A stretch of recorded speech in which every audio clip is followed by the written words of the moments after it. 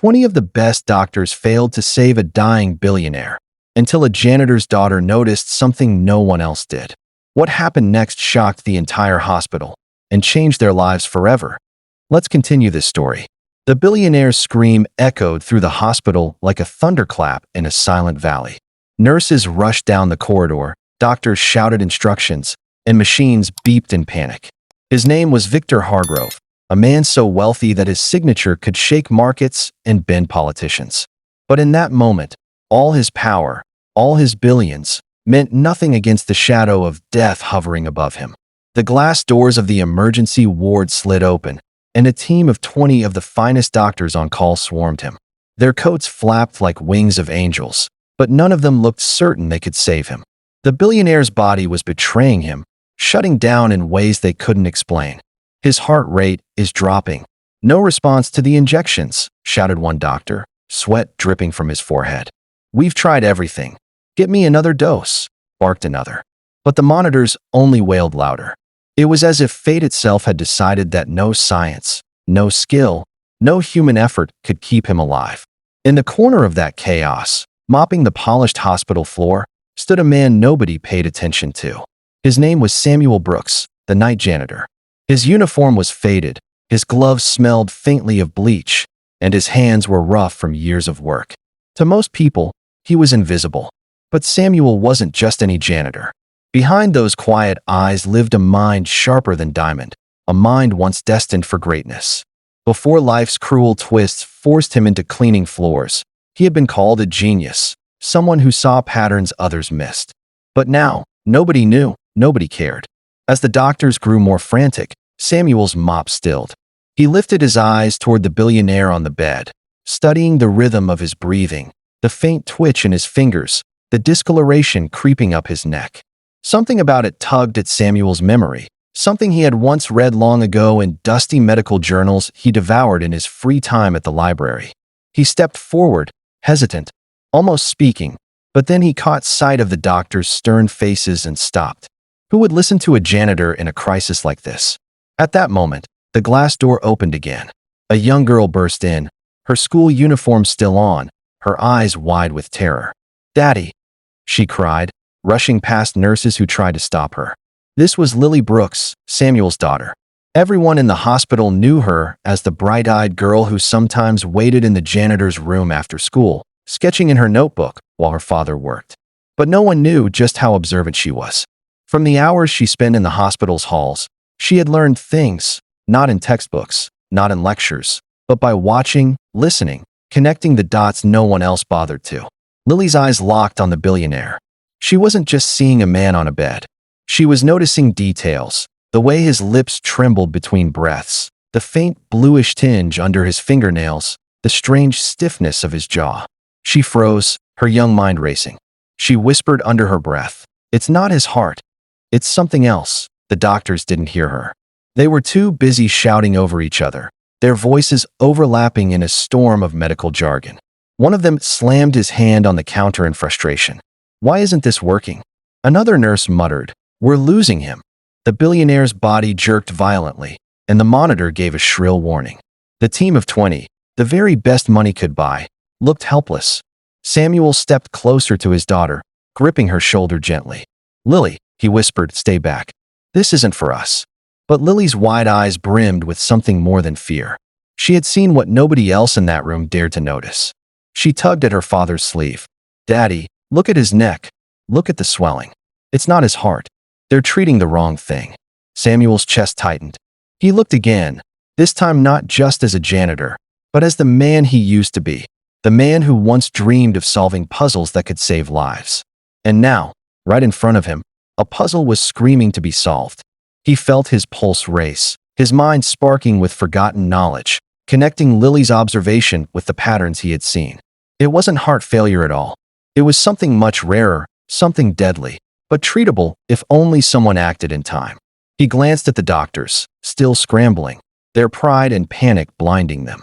He glanced at his daughter, her small hand clutching his with desperate faith.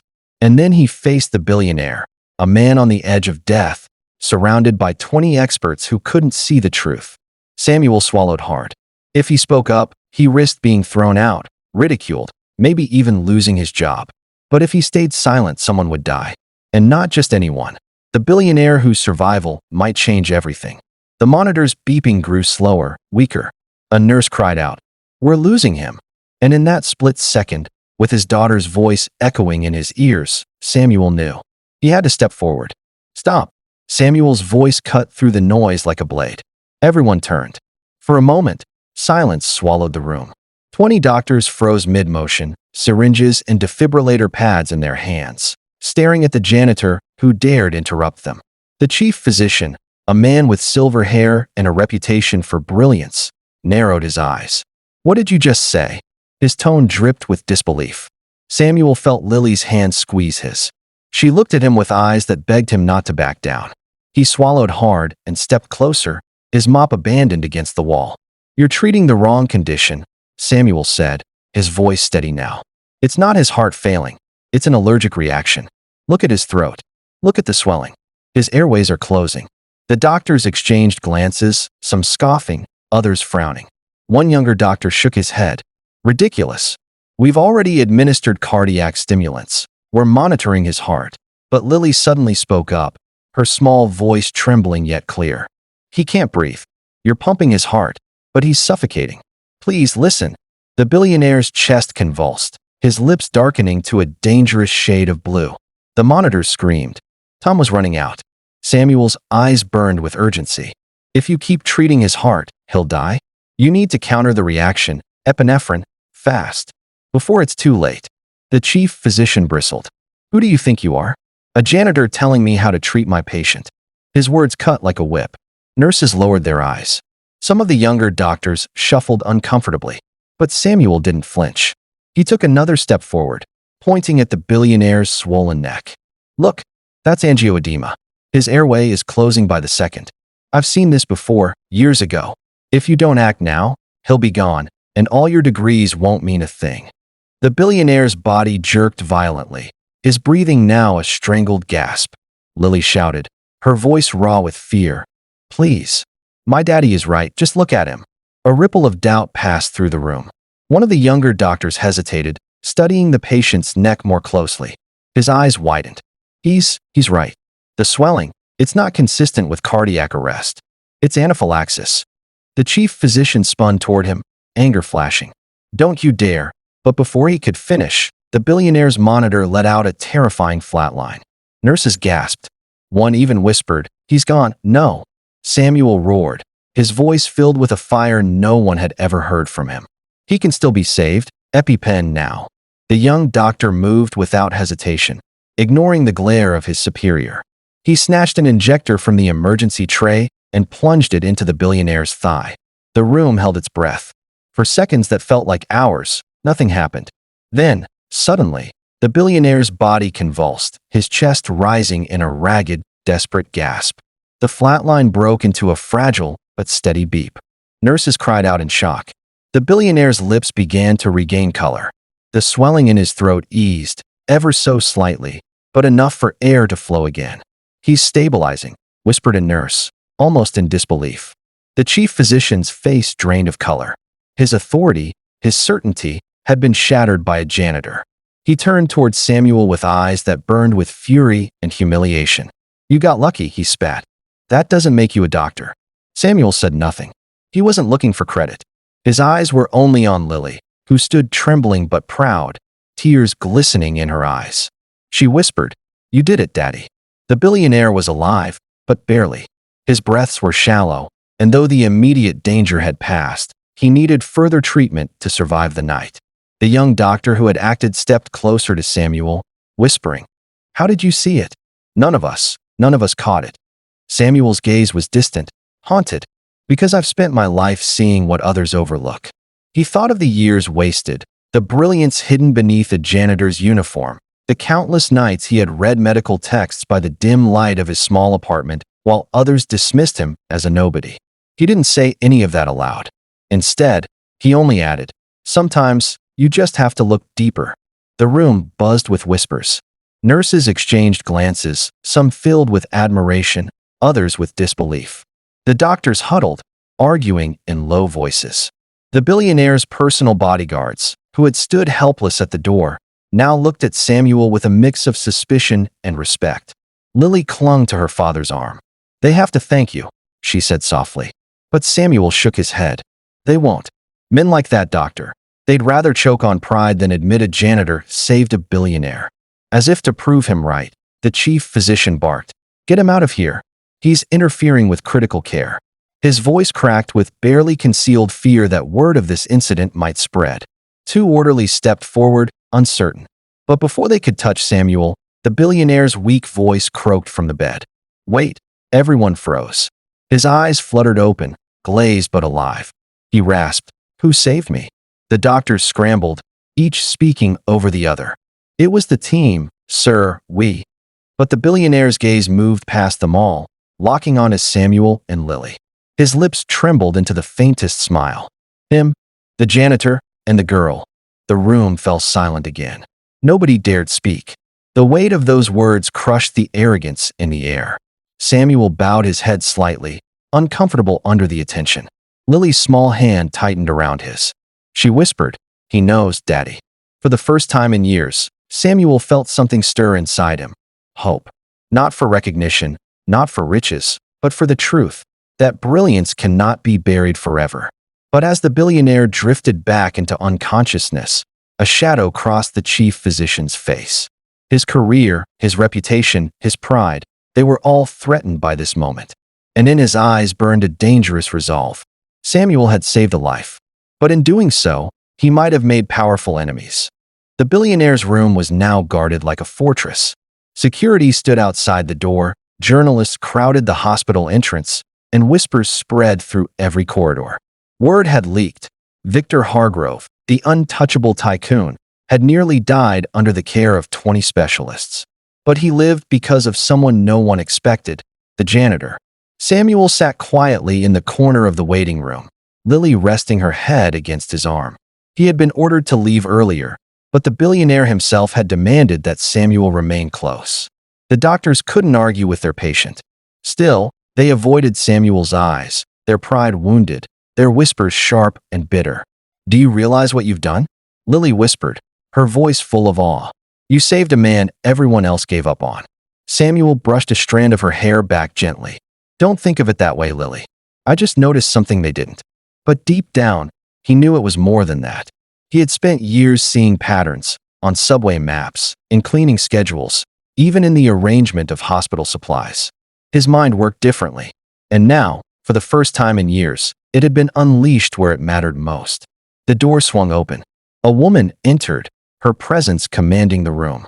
She wore a tailored black dress, her heels clicking against the tiles with authority. Her face was lined with both strength and worry. This was Margaret Hargrove, the billionaire's wife.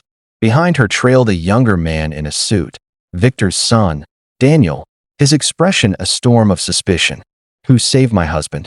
Margaret demanded, her voice calm but razor-sharp. Before anyone else could speak, Lily's small voice piped up. "My daddy did." All eyes turned. Samuel stood slowly, uncomfortable under the scrutiny. He bowed his head slightly. "Ma'am, I only pointed out what the doctors missed. Your husband's still in their care." Margaret's eyes scanned him, sharp as a hawk's. She didn't see just a janitor. She saw the quiet strength, the humility, and the sharpness hiding behind his simple uniform. "Is that true?" she asked, turning toward the doctors. The chief physician stepped forward quickly. "Mrs. Hargrove, your husband suffered a complex medical emergency. We stabilized him as a team effort." "It's not accurate to credit. Answer the question," Margaret interrupted, her tone brooking no argument. The younger doctor, the one who had listened to Samuel, hesitated, then spoke firmly. "It's true. Mr. Brooks identified the reaction when the rest of us were focused on the heart. His insight saved Mr. Hargrove." Daniel's face twisted. "So we're supposed to believe a janitor outsmarted 20 doctors? That's absurd." But Margaret held up her hand. She studied Samuel for another long moment. "Absurd or not, my husband is alive. That's all that matters." Samuel lowered his eyes. "I don't want credit. I just want him to recover." Margaret's expression softened slightly, but Daniel wasn't convinced. He stepped closer, his voice low and threatening. "If this is some stunt, if you're trying to get something out of this, you'll regret it." Samuel met his gaze calmly. I want nothing. I clean these halls. That's all. Before Daniel could respond, a nurse rushed in. Mrs. Hargrove, your husband is awake. He's asking for him. She pointed to Samuel. Shock rippled through the room. Daniel scowled, but Margaret simply nodded. Take him. Inside the private room, Victor Hargrove lay propped up against pillows, his skin pale, but his eyes sharp with life. The billionaire studied Samuel quietly, as if memorizing every detail. Finally, his voice rasped. You saw what no one else did. You saved me. Samuel shifted uncomfortably. I only noticed the signs, sir. I couldn't stand by while you suffered. Victor's lips curled into a faint smile. Do you know how many men around me only see what they're paid to see? Do you know how rare it is to find someone who sees the truth? Samuel said nothing. Victor's gaze flicked to Lily, who stood close to her father, her chin held high. And your daughter? She has eyes sharper than most of my board members. She trusted you when no one else did. For the first time in days, Samuel felt a warmth spread through his chest. Victor coughed, then beckoned Samuel closer. His voice dropped to a whisper only Samuel could hear. I owe you my life, and I repay debts. You will not remain a janitor after this. Mark my words. Samuel froze. He wanted to protest, to insist he needed nothing. But Victor's gaze silenced him. The billionaire wasn't offering. He was declaring. When Samuel stepped back out into the hall, Daniel's glare met him like daggers. Margaret, however, approached with a quiet nod. Whatever happens next, Mr. Brooks, remember this. You have more power than you realize. Use it wisely. That night, Samuel and Lily walked home through the quiet streets. The city lights shimmered, but Samuel's thoughts were heavy. Things are going to change, Lily, he murmured. Change is good, she said with a smile, skipping alongside him. But Samuel wasn't sure. He knew the look in Daniel's eyes. He knew the envy in the chief physician's voice. Saving a billionaire had lit a fire, but not everyone wanted to see it burn bright. Back at their small apartment, Samuel tucked Lily into bed. She whispered sleepily, I'm proud of you, Daddy. He sat beside her until her eyes closed, then leaned back in the creaking chair. Outside the window, the city hummed, unaware that a janitor's act of courage had just shifted the balance of power. And Samuel Brooks, the man the world ignored, was about to learn that saving a billionaire's life was not just a miracle. It was the beginning of a storm. The next morning, Samuel returned to the hospital with Lily by his side.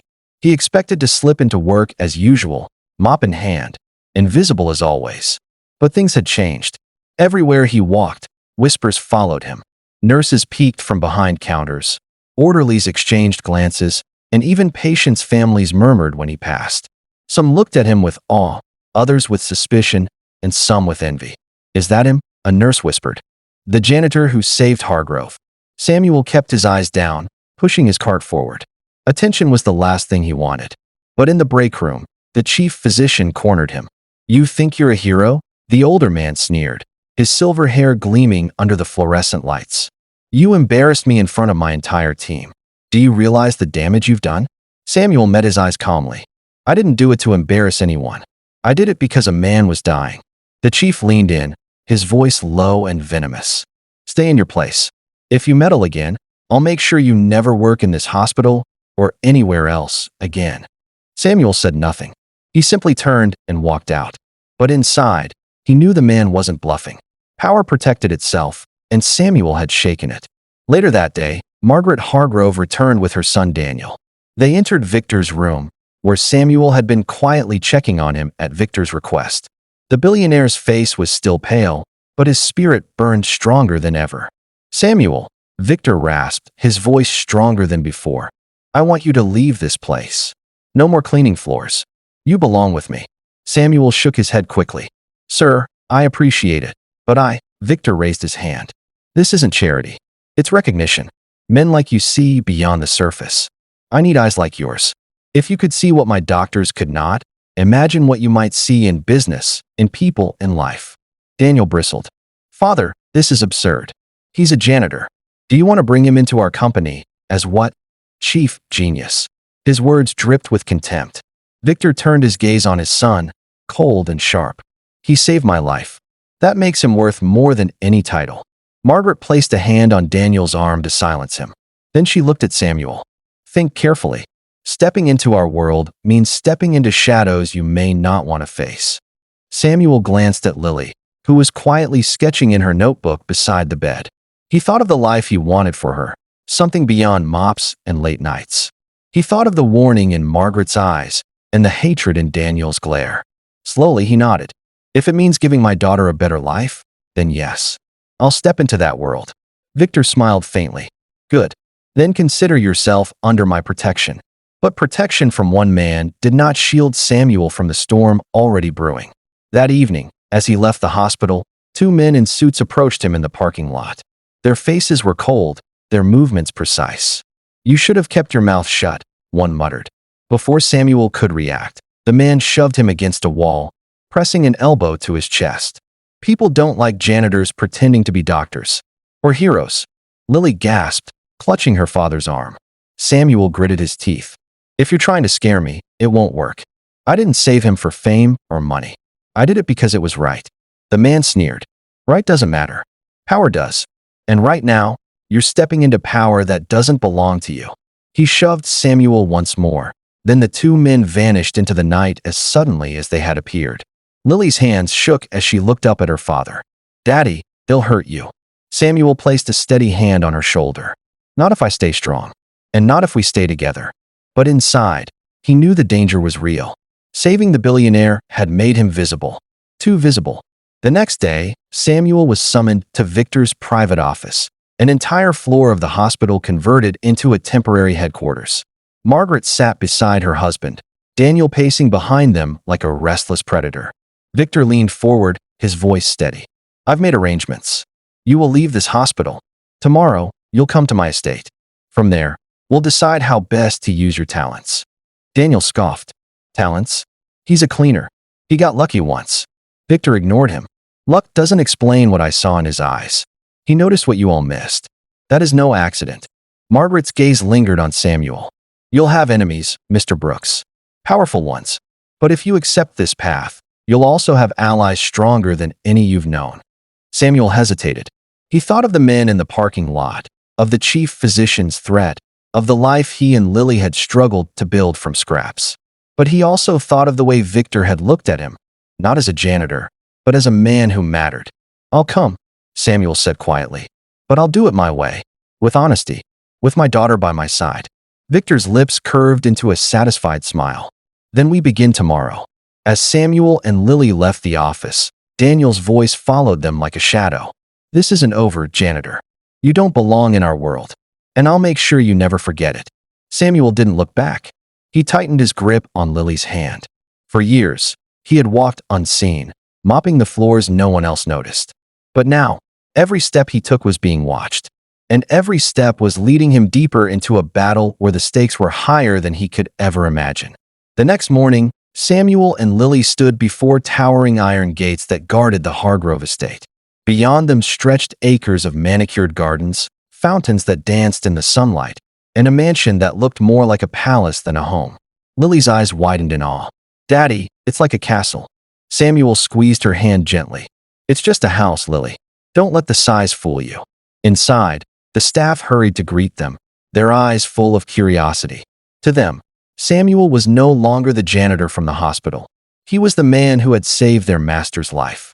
Margaret welcomed them with her usual composed grace, while Daniel lurked in the shadows, his jaw tight, his eyes burning with resentment. Victor, though still weak, insisted on meeting Samuel in his study. He sat behind a massive oak desk, sunlight streaming over shelves of books and walls lined with portraits of ancestors. His voice was hoarse but steady. Samuel Brooks, I don't believe in coincidences. You were placed in that hospital for a reason. You saved me when no one else could. Now, I intend to give you a place where your mind can be used, not wasted. Samuel shook his head slowly. Sir, I've lived my life in silence, unnoticed. I don't know your world. I only know how to survive in mine. Victor leaned forward, his eyes sharp. That's why I want you. Survivors see what others miss. You saw what 20 doctors couldn't. Imagine what else you might uncover. Before Samuel could reply, the doors burst open. Daniel stormed in, his face twisted with rage. This is madness.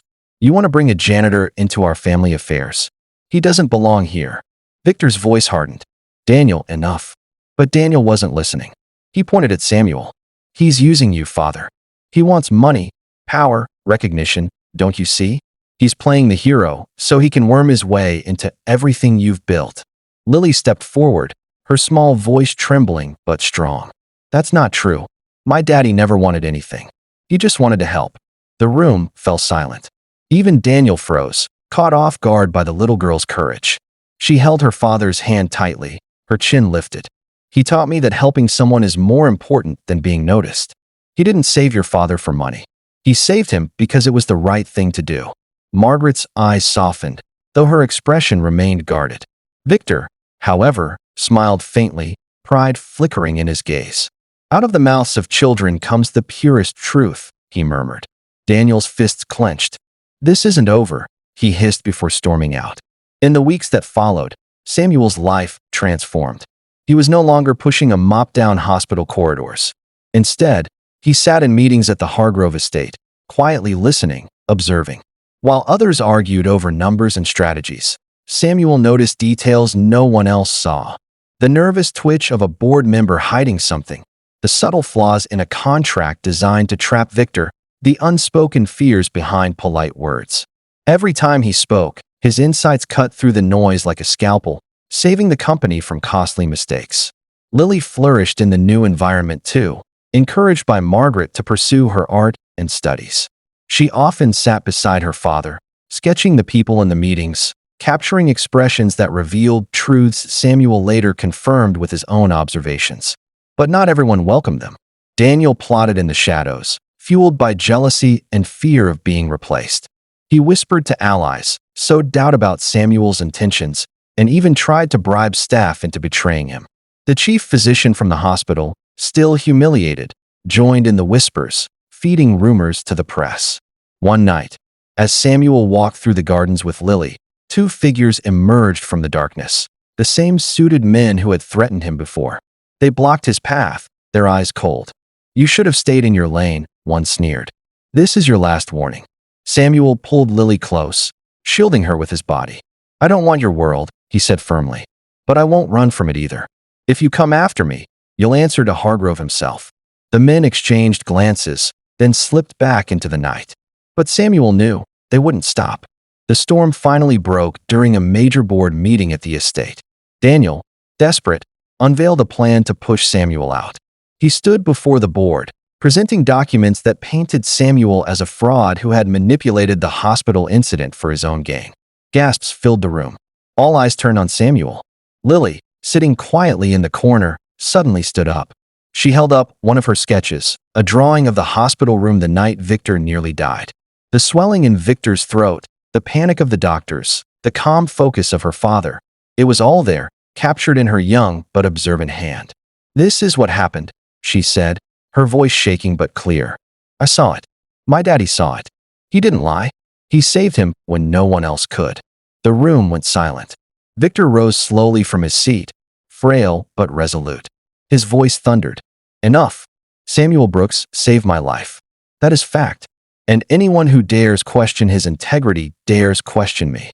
Daniel's face turned pale. He stammered, but no one listened. The board members, seeing where Victor's loyalty lay, turned against him. Margaret stepped forward, her eyes on Samuel. You've proven yourself, not just in saving a life, but in standing for truth when lies surrounded you.